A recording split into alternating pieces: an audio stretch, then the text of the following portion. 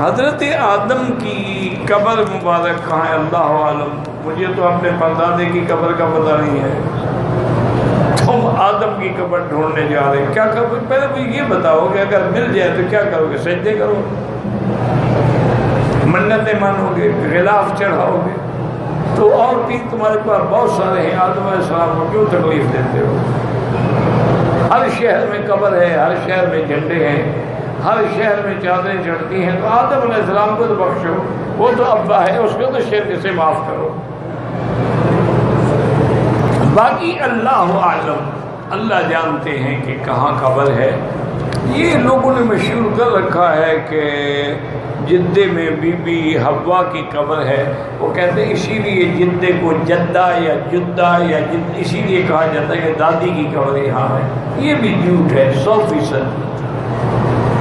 ایک مسئلہ ہمیشہ کے لیے دماغ میں بٹھا لو کہ ما سوائے قبر حضرت سیدنا محمد مصطفیٰ صلی اللہ علیہ وسلم کسی نبی پیغمبر کی قبر کے بارے میں ہم یقیناً نہیں کہہ سکتے کہ یہ ہے۔ یہ صرف حضور کی قبر مبارک ہے جس کے لیے ہم حتماً یقیناً عقیدتاً ہر لحاظ سے کہہ سکتے ہیں کہ ھذا قبر رسول اللہ صلی اللہ علیہ وسلم۔ باقی جو ہے سب روایات ہیں کہ حضرت ابراہیم کی قبر کہاں ہے، اور 40 پیغمبر جو ہیں وہ کعبۃ اللہ اور مقام ابراہیم زمزم تک دفن ہیں، 70 نبی جو ہیں مسجد خیر میں دفن ہیں۔ یہ سب باتیں ہیں جن کا حقیقت سے کوئی تعلق نہ حدیث ہے، نہ قرآن اور نہ عقل ہے۔ لیکن حضور پاک نے منع فرمایا ہے کہ کوئی آدمی قبر پہ پاؤں رکھ کے چلے، قبر پہ ٹیک لگا کر بھی نہ بیٹھے کرو، قبر کی توہین نہ کیا کرو۔ بعض فقہا تو اس لیے فرماتے ہیں کہ قبرستان میں جوتا بھی پہن کے نہ جاؤ، پتہ ہی نیچے قبر ہو، کیونکہ ہمیں تو آج قبریں نظر آ رہی ہیں، آج سے 50 سال پہلے جو ہوں گی۔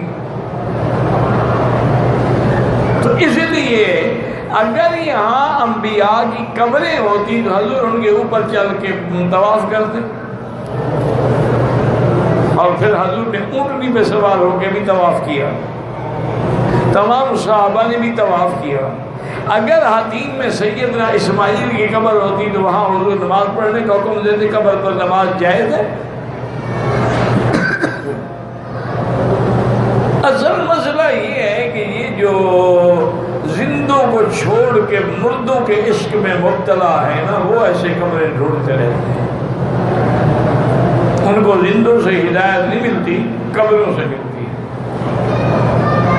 انا للہ و انا الیہ راجعون ولا نقول الا لا حول ولا قوة الا باللہ۔ سید احمد شہید رحمۃ اللہ علیہ جو بہت بڑے سید عالم مجاہد انگریزوں کے خلاف جنگ لڑتے لڑتے شہید ہوئے، تو ایک دن اپنے گھوڑے کو نہلا رہے تھے، تو ان کا ایک خادم تھا، تو وہ اس نے بے تکلفی سے کہا، اس نے کہا شاہ جی اب تو تم بڑی توحید کی تقریریں کرتے ہو اور قبروں کی مخاطبت کرتے ہو، آپ کے مرنے کی دیر ہے، آپ کے قبر پر بھی روزے بنیں گے، آپ بھی تو سید ہیں نا۔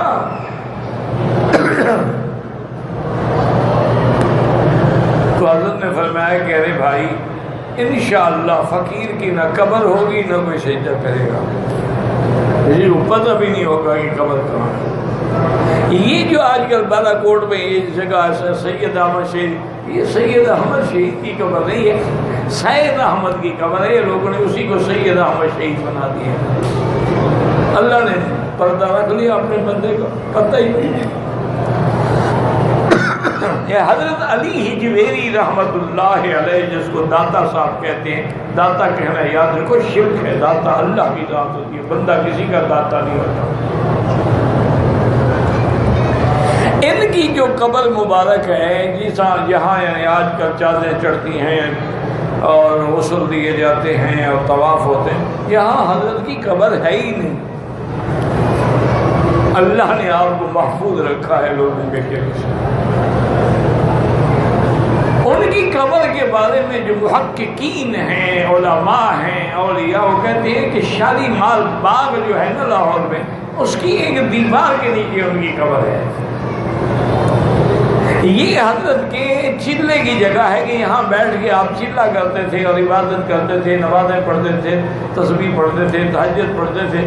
لوگوں نے اسی کو قبر بنا دیا۔ یہ حضرت کی قبر ہی نہیں ہے، اللہ نے ان کو سجدے سے محفوظ رکھا کہ کوئی آدمی بلا وجہ ان کی قبر کو سجدے نہ کرے۔ وہ تو اللہ والے لوگ تھے نا، واحد تھے۔